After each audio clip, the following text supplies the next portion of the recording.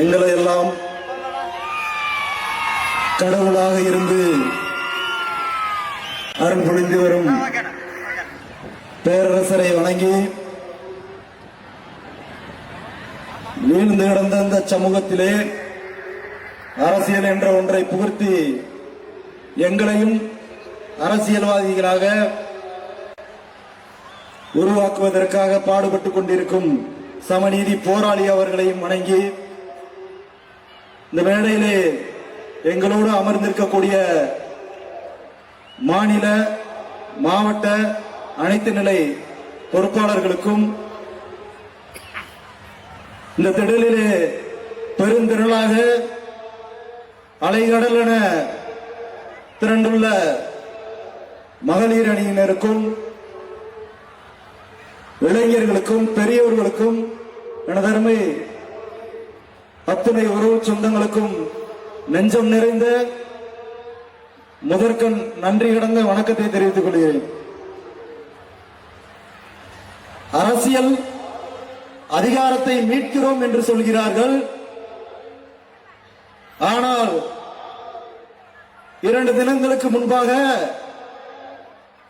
திமுக கட்சிக்கு ஆதரவு என்கிறார்கள். இதுதான் தொடர்ச்சியான இந்த ஒரு வார பேச்சு. வலைதளங்களா இருக்கட்டும், நம்மளை விமர்சனம் செய்யக்கூடியவர்கள், நம்மளை பின்தொடர்ந்து கொண்டிருப்பவர்கள், நம்மளோடு பயணிப்பவர்களையும் சிலர் அதிகாரத்தை மீட்கிறோம் என்று சொல்லி மாநாடையும் அறிவித்துவிட்டு திமுகவிற்கு ஆதரவு என்று சொல்கிறீர்களே, நீங்கள் எதன் அடிப்படையில் செயல்படுகிறீர்கள் அப்படின்ற மாதிரி ஒரு கேள்வி. இன்றைக்கு இருக்க சூழலிலே உதாரணமாக இன்றைக்கு 4 சட்டமன்ற உறுப்பினர்களையும் 2 பாராளுமன்ற உறுப்பினர்களையும் வைத்துள்ள விடுதலை சிறுத்தைகள் கட்சி ஏதோ சுயேட்சையாக நின்றோ தங்களுடைய சமூகத்தின் வலிமையை மட்டும் கொண்டு அரசியலை களம் கண்டு வென்றுவிடவில்லை. வன்னியர்களுக்கான கட்சி என்று சொல்கின்ற பாட்டாளி மக்கள் கட்சி இன்றைக்கு 4 சட்டமன்ற உறுப்பினர்களை வைத்துள்ளது. தனியா நின்றா வாங்கினான்னு பார்த்துக்கிட்டோம்னா இல்ல, ஒரு கட்சியோட கூட்டணி சேரும் போதுதான் தமிழக சூழல். மற்ற மாநிலங்களில் எப்படியோ தமிழகத்தில் இதுவரைக்கும் இதுநாள் வரைக்கும் உள்ள சூழல் கூட்டணி ஒன்று அமையாமல் யாரும் வெற்றி பெற்று காட்ட முடியாது. நம்மால் ஃபுல்லா வெறுங்கையில கம்பு சுத்துவான்ற மாதிரி ஏன் சுயேட்சை அளிக்க வேண்டியதானே? போன திருமயத்தில் நின்னாரே தலைவர், 1 லட்சத்திற்கும் மேற்பட்ட மக்கள் தொகை உள்ள அந்த திருமயம் சட்டமன்ற தொகுதியிலே எத்தனை வாக்கு அளித்தார்கள் என்பதை எண்ணி பார்க்க வேண்டும். சுயேட்சை சுயேட்சை என்று சொன்னால் இந்த மக்களுக்கான அரசியல் அதிகாரத்தை வெல்ல முடியுமா அப்படின்னு சொன்னா பெரிய ஒரு கேள்விக்குரிய வைக்க வேண்டிய சூழல் வந்துடும். இப்போதுள்ள இந்த அரசியல் சூழலிலே நம் தலைவர் அவர்கள் இதனால் வரை 15 ஆண்டு காலமாக மிகப்பெரிய ஒரு உழைப்பை செலுத்தியுள்ளார்கள். இந்த சமூகத்தினுடைய முன்னேற்றம், பாதுகாப்பு, அரசியல் விடுதலைக்காக. அப்ப தலைவர் அவர்கள் ஒரு முடிவை எடுக்கிறார்கள். இந்த காலகட்டத்தில் இந்த கூட்டணிக்கு சென்றால் நமக்கான அங்கீகாரம் கிடைக்கும், இந்த மக்களுக்கான அரசியல் அதிகாரம் கிடைக்கும், அதை நாம் வென்று விடலாம் அப்படின்னு ஒரு முடிவு எடுக்கிறாங்க. எந்த ஒரு சமூகத்திற்குமே அந்த சமூகத்திற்கான ஒரு நல்ல பழக்கம் என்னன்னு பார்த்துட்டோம்னா, ஒரு சமூகத்திற்காக ஒரு தலைவர் அவர்கள் உண்மையாக உழைக்கிறார்கள். அந்த தலைவர் அவர்கள் என்ன சொல்கிறார்கள், எதை நோக்கி செல்கிறார்கள் அப்படின்றத தெளிவா உள்வாங்கிக்கணும். இன்னைக்கு திமுக ஆதரவு சொன்ன உடனே நாம எல்லாரும் உள்வாங்கிக்கணும். தலைவர் அவர்களுக்கு ஏதோ ஒரு தொகுதியில சீட்டு கொடுக்கத்தான் போகிறார்கள்.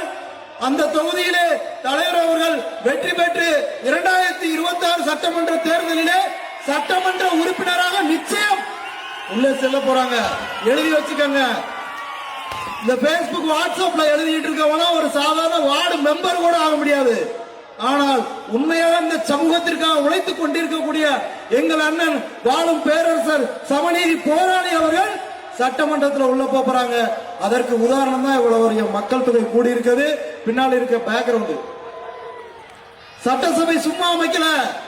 இங்க இருக்கக்கூடிய ஒவ்வொரு நபர்களும் இன்றைக்கு தலைவர் போகிறார், நாளைக்கு மேடையில் இருக்கக்கூடிய ஒவ்வொரு நபர்களும் சட்டசபைக்குள்ளே போக போறாங்க. இதை வருங்கால தலைமுறைகள், நம் தலைமுறையினர், இங்கு இருக்கக்கூடிய அனைவரும் பார்க்கத்தான் போறீர்கள். அதற்காக நீங்கள் எல்லோரும் காத்திருக்க வேண்டும். தலைவர் அவர்களை தொடர்ச்சியாக பின்தொடர வேண்டும். திமுகவில் இருக்கவங்களும் வந்திருக்கலாம், ஒரு சிலர் அதிமுகவில் இருக்கவங்களும் வந்திருக்கலாம். ஆனால் இந்த சமூகம் அடிபடும் போது, பாதிக்கப்படும் போது, இந்த மக்களுக்கான அடிப்படை பிரச்சனைகளை கேட்க ஒரு ஆள் வேணும் அப்படின்னு சொல்ற போது உங்களுக்காக களத்திலே எப்போதும் நிற்பது தமிழர் தேசமும் வீர முத்தரையர் முன்னேற்ற சங்கமே தவிர வேற எந்த சங்கமும் வராது, வேற எந்த கட்சியும் வராது. திமுக வராது, அதிமுக வராது, பாஜக வராது, காங்கிரஸ் வராது. உங்களுக்காக, உங்களுடைய உற்ற தோழனாக நீங்கள் பாதிக்கப்படும் போது உங்களுக்கு துணையாக எப்போதும் நிற்பது தமிழர் தேசம், தமிழர் தேசம், தமிழர் தேசம்.